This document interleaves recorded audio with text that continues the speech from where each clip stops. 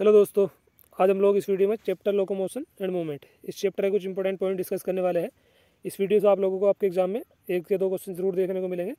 तो काफ़ी important point है जो इस वीडियो में हम लोग डिस्कस करने वाले हैं चैप्टर लोकोमोशन और मूवमेंट के। नोट्स वगैरह आपको टेलीग्राम पर मिल जाएंगे। मैंने रात ही PDF अपलोड कर दी थी टेलीग्राम पर। टेलीग्राम का लिंक मैं डिस्क्रिप्शन में डाल दूँगा, तो आप लोग वहाँ से इस PDF को डाउनलोड कर सकते हो। वीडियो को स्टार्ट करते हैं। चैप्टर का नाम है लोकोमोशन एंड मूवमेंट। सबसे पहले हमको NCERT में बता रखा है कुछ बॉडी में मूवमेंट्स के बारे में। Types of movement in human body में पाए जाने वाले कुछ मूवमेंट्स के बारे में।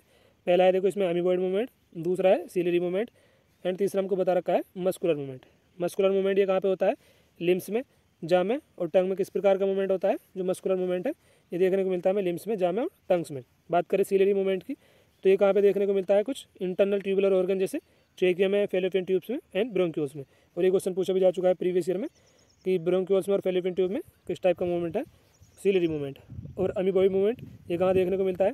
सम cell in our body like macrophage and WBC in bloods exhibit this type of movement. Blood में पाई जाने वाली WBC और मैक्रोफेज में किस टाइप का मूवमेंट होता है? Amoeboid movement. तो ये मूवमेंट हमको NCERT में बता रखा है, आप लोग इनको ध्यान रखोगे। पहला है अमीबॉइड मूवमेंट, दूसरा है सीलरी मूवमेंट, तीसरा है मस्कुलर मूवमेंट। एग्जाम्पल आप लोग इनके ध्यान रखना, यहीं से क्वेश्चन बनेगा आपके एग्जाम में अगर बना तो। मस्कुलर मूवमेंट लिम्स में, जा में और टंग्स में देखने को मिलता है इस टाइप का जो मूवमेंट है। बात करें सीलरी मूवमेंट की तो ये इंटरनल ट्यूबुलर ऑर्गन जैसे ट्रेकिया में, फेलोपियन ट्यूब्स में एंड ब्रोंक्यूल्स में। बात करें अमीबॉइड मूवमेंट ये कहाँ देखने को मिलता है हमें? मैक्रोफेज में। और जो WBC है ब्लड में पाई जाने वाली, उनमें किस टाइप का मूवमेंट होता है? Amoeboid movement. आगे बढ़ता अब हम बात करने वाले हैं मसल की। मसल एक स्पेशल टाइप के टिश्यू है। और बात करें ओरिजिन की तो मसल्स ओरिजिन में कैसे है? मेसोडर्मली ड्राइव्ड। मसल कंट्रीब्यूट करता है 40 से 50% बॉडी वेट को। अगर बात करें एक अडल्ट की तो उसमें जो वेट होता है टोटल, उसका जो 40 से 50% बॉडी वेट होता है वो कौन कंट्रीब्यूट करता है? मसल। लोकेशन के आधार पर मसल के 3 टाइप हमको बता रखे हैं NCERT में। पहला है स्केलेटल मसल, दूसरा है विसरल मसल, इनको क्या बोला जाता है? Smooth muscle. तो ये आप लोग ध्यान रखो, विसरल मसल को ही स्मूथ मसल भी बोला जाता है। और लास्ट है कार्डियक मसल। जो स्केलेटल मसल है ये अटैच होती है बोन से, और ये वॉलंटरी मसल भी है। ये नर्वस सिस्टम के डायरेक्ट कंट्रोल में होती है, इसलिए इन्हें वॉलंटरी मसल भी बोला जाता है। जो स्केलेटल मसल है इनमें स्ट्रेसन प्रेजेंट होती है, इसलिए इनको स्टेटेड मसल भी बोलते हैं। मैं आप लोगों को भी डायग्राम दिखाऊंगा तो आप लोगों को अच्छे से क्लियर हो जाएगा। और स्केलेटल मसल कहाँ पे प्रेजेंट होती है? बाइसेप्स में। बात करें विसरल या स्मूथ मसल की तो इनवॉलंटरी होती है नेचर में, स्ट्रेसन यहाँ पे एब्सेंट होती है। कहाँ पे प्रेजेंट होती है स्मूथ मसल? यूरिनरी ब्लैडर में, यूटेरस में, आयरिस में, स्टोमक में, इंटेस्टाइन में और रिप्रोडक्टिव ट्रैक्ट में। बात करें कार्डियक मसल की तो ये हार्ट में पाई जाने वाली मसल है। स्ट्रेसन यहाँ पे प्रेजेंट होती है, लेकिन नेचर कैसा होता है इनका? इनवॉलंटरी। नर्वस सिस्टम के कंट्रोल में नहीं होती directly. Nervous system does not control their activity directly. Skeletal muscle attach होती है बोन से और नेचर में होती है वॉलंटरी। स्ट्रेसन यहाँ पे होती है प्रेजेंट। स्ट्रेसन यहाँ पे प्रेजेंट होती है स्केलेटल मसल में और ये वॉलंटरी होती है नेचर में। इनको जो नर्वस सिस्टम है वो डायरेक्टली कंट्रोल कर सकता है, इसलिए कैसी है? वॉलंटरी मसल है। और स्केलेटल मसल का एग्जांपल हो जाएगा बाइसेप्स मसल। बात करें विसरल मसल की या स्मूथ मसल की तो इनवॉलंटरी होती है नेचर में, स्ट्रेसन यहाँ पे एब्सेंट होती है। और विसरल मसल कहाँ पे पाई जाती है? यूरिनरी ब्लैडर में, यूटेरस में, आयरिस में, स्टोमक में, इंटेस्टाइन में और रिप्रोडक्टिव ट्रैक्ट में। कार्डियक मसल हार्ट में पाई जाने वाली मसल, स्ट्रेसन यहाँ पे प्रेजेंट होती है और ये नेचर में होती है इनवॉलंटरी। ये दिखा रखा है देखो यहाँ पे फिगर में, एम को दिखा रखा है स्केलेटल मसल। यहाँ पे स्ट्रेसन प्रेजेंट होती है, इसलिए स्ट्रेटेड मसल भी इनको बोला जाता है। बात करें बीम को दिखा रखा है स्मूथ मसल। यहाँ पे स्ट्रेसन एब्सेंट होती है और यहाँ पे भी स्ट्रेसन प्रेजेंट है, जो कार्डियक मसल है, हार्ट में पाई जाने वाली मसल है। स्ट्रेसन यहाँ भी प्रेजेंट है, यहाँ भी प्रेजेंट है, लेकिन बीमा कहीं भी स्ट्रेसन धारी प्रेजेंट नहीं है। तो यहाँ पर हमको दिखा रखा है मसल टिश्यू को, एम को दिखा रखा है skeletal muscle, striated muscle tissue. B में दिखा रखा है हमको स्मूथ मसल को, और सी में हमको दिखा रखा है कार्डियक मसल को, जो हार्ट में पाई जाती है। Skeletal system in human being this system is made up of 206 bone. Skeletal system में टोटल नंबर ऑफ बोन कितनी होती है? 206। एक्सल स्केलेटन में होती है 80 और अपेंडिकुलर स्केलेटन में कितनी होती है? 126। स्केलेटल सिस्टम में टोटल नंबर ऑफ बोन कितनी है? 206। एक्सल स्केलेटन में होती है 80 और अपेंडिकुलर में होती है 126। यहाँ पे 80 किस टाइप से है और यहाँ पे 126 कैसे है, हम लोग उनको देखने वाले हैं। पहले हम लोग देख लेंगे एक्सल स्केलेटन में और फिर उसके बाद देख लेंगे अपेंडिकुलर स्केलेटन को। हमने देखा है अभी एक्सल स्केलेटन में टोटल नंबर बोन कितनी है? 80। स्केल में तो होती है 29 बोन। 29 कैसे कैसे है? 8 तो होती है क्रेनियल बोन, 14 होती है फेशियल बोन और 6 होती है ईयर ओसिकल और 1 होती है हाइड बोन। तो 14 और 6 20 और 8 28 और 1 29। तो स्केल में टोटल नंबर बोन कितनी है? 29। ये सारा का सारा एक्सल स्केलेटन चल रहा है अभी। बात करें वर्टिब्रल कॉलम की तो यहाँ पे होती है 26 बोन। सर्वाइकल वर्टिब्रा कितनी है 7, थोरेसिक का नंबर है 12, लंबर 5, सेक्रल 1 एंड कोकिक्स ये भी 1 होती है। यहाँ पे दिखा रखा है देखो इस फिगर में हमको वर्टिब्रल कॉलम में टोटल नंबर ऑफ बोन कितनी थी 26। सर्वाइकल का नंबर कितना था 7, थोरेसिक थी 12, लंबर 5, सेक्रल 1 एंड कोकिक्स 1। तो 12 और 7 ही हो जाएंगी और एक ही हो जाएगी 12 8 20 और 5 25 और 1 26। और यहाँ पे हमको दिखा रखा है इंटरवर्टिब्रल डिस्क।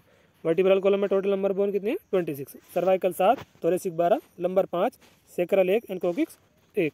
तो 12 और 7 और एक हो जाएगी 12 8 20 और 5 25 और 1 26। Total number bone vertebral column में 26। Cervical 7, thoracic 12, lumbar 5, sacral 1, कोकिक्स 1। Sternum में एक होती है फ्लैट बोन। बात करें रिब्स की तो रिब्स में जो बोन का नंबर है वो है 24। 12 पेयर जो स्टार्टिंग के 7 पेयर है उनको बोला जाता है ट्रू रिब्स। जो 1 से लेकर 7 पेयर तक है उनको क्या बोला जाता है ट्रू रिब्स। 8, 9 और 10 जो 3 पेयर अगले इनको बोला जाता है फॉल्स रिब्स। एंड जो 11th और 12th पेयर है इनको बोला जाता है फ्लोटिंग रिब्स। ट्रू रिब्स पहले से लेकर 7 पेयर तक जो है उनको बोला जाता है ट्रू रिब्स। 7 पेयर जो उससे अगले 3 पेयर है 8, 9 और 10 इनको बोला जाता है फॉल्स रिब्स। बात करें 11th पेयर की और 12th पेयर की तो इन्हें बोला जाता है floating ribs. Total number bone का कितना है रिब्स में 24 है। पेयर में बात कर लिया जाएगा तो 12 पेयर हो जाएंगे, 7 3 10 और 2 12। फिगर में देखो हमको यहाँ पे दिखा रखा है एनसीईआरटी में ये दिखा रखा है यहाँ पे हमको यहाँ पे जो स्टार्टिंग के 7 पेयर है पहला, दूसरा, तीसरा, चौथा, 5वां, 6ठा, 7वां इनको बोला जाता है ट्रू रिब्स। 8, 9, 10 इनको बोला जाता है फॉल्स रिब्स। और जो 11th और 12th है इनको बोला जाता है फ्लोटिंग रिब्स। और ये क्वेश्चन भी पूछा जा चुका है कि कितने पेयर को ट्रू रिब्स बोलते हैं, कितने को फॉल्स रिब्स। स्टार्टिंग के 7 पेयर ट्रू रिब्स, उसके बाद नेक्स्ट फॉल्स रिब्स 8, 9 और 10 और फ्लोटिंग रिब्स है 11th और 12th पेयर। बात करें पेंडिकुलर स्केलेटन की तो यहाँ पे जो बोन का नंबर है वो है 126। 126 कैसे है, गडल में तो होती है बोन का नंबर है गडल में 6 और लिम्स में कितना है बोन का नंबर 120। तो 120 है और 6 ये हो जाएगी 126। गडल की बात करें तो पेक्टोरल गडल में होती है 4, 2 स्केपुला और 2 क्लेवाइकल और पेल्विक गडल यहाँ पे है 2 कोक्सल बोन। बात करें लिम्स की तो यहाँ पे जो बोन का नंबर है वो 120। फोर लिम में देखते हैं, देखो यहाँ पे लिम्स में जो बोन का नंबर है वो है 120। यहाँ पे देखो एक हाथ की बात है हो रही है और यहाँ भी एक पैर की बात हो रही है। तो एक हाथ में कितनी है 30, तो दोनों हाथ में कितनी हो जाएगी 60। ऐसे यहाँ पे एक पैर के बारे में बता रखा है, एक पैर में कितनी है 30 तो दो में कितनी हो जाएगी 60। 60 और 60 कितनी हो जाएगी 120। बात कर लेते हैं यहाँ पे देखो 4 लिम्स की तो ह्यूमरस का नंबर एक हाथ में, एक हैंड की बात हो रही है यहाँ पे। ह्यूमरस का नंबर है एक होती है रेडियस, एक होती है अल्ना। कॉर्पल्स की बात करें रिस्ट बोन की तो इसका नंबर होता है 8। मेटाकॉर्पल होती है पाल्म बोन 5 और फेलेंजस और डिजिट की बात करें तो ये होती है 14। टोटल को अगर हम जोड़ेंगे तो ये कितना हो जाएगा 13। 1 2 3 और 8 कितना हो जाएगा 11, 11 और 5 हो जाएगा 16, 16 और 4 20 और 10 हो जाएगा यहाँ पे 30। तो एक हाथ में कितनी बोन है 30, दो में कितनी हो जाएगी 60। ऐसी इसकी बात करें हाइंड लिम्ब की तो फीमर जिसको थाई बोन के नाम से भी जाना जाता है ये होती है नंबर में 1, टीबिया 1, फाइबुला 1। टोर्सल्स की बात करें एंकल बोन की तो ये नंबर में होती है 7। मेटाटोर्सल की बात करें तो ये होती है 5, फेलेंजिस 14 और एक होती है पटेला बोन। तो टोटल नंबर बोन कितनी हो गई हैंड लिम्ब में 30 और दो में कितनी हो जाएंगी 60। दो पैरों में, एक पैर में 30 है तो दो में हो जाएंगी 60, एक हाथ में 30 है दो में हो जाएगी 60। तो लिम्स में बोन कितनी है 120। और ऊपर हमने गडल को तो देख ही लिया था, यहाँ पे हमको बता रखा है गडल बोन के बारे में तो ये होती है 6 और 120 हो गई लिम्स की। तो टोटल अपेंडिकुलर स्केलेटल में बोन कितनी है 126। गडल बोन है 6, पेक्टोरल 4, पेल्विक 2, 2 स्केपुला, 2 क्लेवाइकल और यहाँ पे 2 है कोक्सल बोन। लिम्स की हमने बात करी है फोर लिम्ब में एक हाथ में 30 और एक पैर में 30, तो दोनों में हाथों में और पैरों में कितनी हो जाएगी 120। फोर लिम्ब में कैसे है ह्यूमरस एक है नंबर में, एक रेडियस है, एक अल्ना है। कॉर्पस रिस्ट बोन होती है 8, मेटाकॉर्पस पाल्म बोन ये होती है 5 और डिजिट और फेलेंजिस 14। तो ये हो जाएंगे एक हाथ में 30, दो में हो जाएंगी 60। ऐसे हम बात कर लेते हैं एक पैर की फीमर थाई बोन एक है एक पैर में, टीबिया उसके बाद है फाइबुला, उसके बाद है टोर्सल, एंकल बोन 7, मेटाटोर्सल का नंबर होता है 5 और पटेला है 1 और फेलेंजिस 14। तो 30 एक पैर में और 30 दूसरे में तो 60 हो जाएंगी। टोटल 60 हो जाएगा 120। ऊपर दिखा रखा है देखो हमको पेक्टोरल गडल 2 होती है क्लेवाइकल नंबर में, एक इधर की हो गई और इधर का फिगर वो कर रखा है तो एक हो जाएगी इधर पे और एक स्कोपुला यहाँ पे है और एक हो जाएगा यहाँ पे ट्रायंगुलर बोन होती है। और यहाँ पे हमको दिखा रखा है देखो ह्यूमरस नंबर में होती है एक होती है रेडियस और एक होती है अल्ना। उसके बाद है कॉर्पस, इनका नंबर होता है 8। मेटाकॉर्पल कितनी होती है 5 और फेलेंजिस कितनी होती है 14। यहाँ पे हमको दिखा रखा है लिम्स में लोअर लिम्स की बोन को और पेल्विक गडल को। फीमर एक होती है नंबर में, पटेला 1, टीबिया फाइबुला 1, टॉर्सल्स का नंबर है 7, मेटाटॉर्सल 5, फेलेंजेस होती है 14। फिगर में हमको दिखा रखा है यहाँ पे फोर लिम्स की बोन को, और यहाँ पे दिखा रखा है हाइंड लिम्स की बोन को। यहाँ पे पैर में दिखा रखा है और यहाँ पे दिखा रखा है हमको हाथ में। अब हम बात करने वाले हैं जॉइंट्स की। जॉइंट से बहुत बार क्वेश्चन पूछा जा चुका है भाई, तो इनके एग्जाम्पल आप लोग अच्छे से याद कर लेना। हो सकता है कि यहाँ से 2025 नीट में आपको क्वेश्चन देखने को मिले। तो 3 प्रकार के जॉइंट हमको बता रखे हैं इस चैप्टर में। फाइबरस जॉइंट जिनमें कोई भी मूवमेंट नहीं होता। कार्टिलेजिनस जॉइंट की बात करें तो यहाँ पे जो मूवमेंट होता है वो लिमिटेड होता है। साइनोवियल जॉइंट की बात करें तो यहाँ पे कंसिडरेबल मूवमेंट होता है लिमिट तक। फाइबरस जॉइंट कोई भी मूवमेंट नहीं होता है इन प्रकार के जॉइंट्स में। कार्टिलेजिनस जॉइंट में एक लिमिटेड मूवमेंट होता है और यहाँ पे कंसिडरेबल मूवमेंट होता है साइनोवियल जॉइंट में। एग्जाम्पल हमको बता रखे हैं एनसीईआरटी में। फाइबरस जॉइंट देखने को मिलता है स्कल बोन में।